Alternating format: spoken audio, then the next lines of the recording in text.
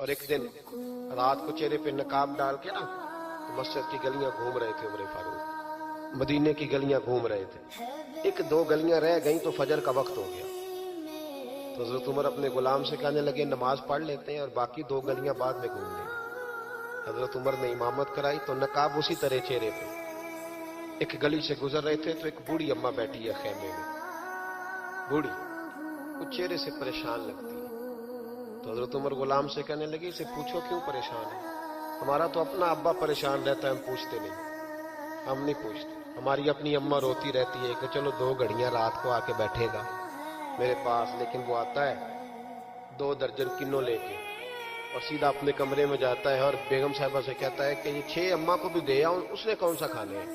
तो वो प्लेट में लेके आती है। फिर माँ का दिल टूटता है कि ये कमाई तो मेरी थी, ये तो बूटा मैंने पाला था, लेकिन ये किस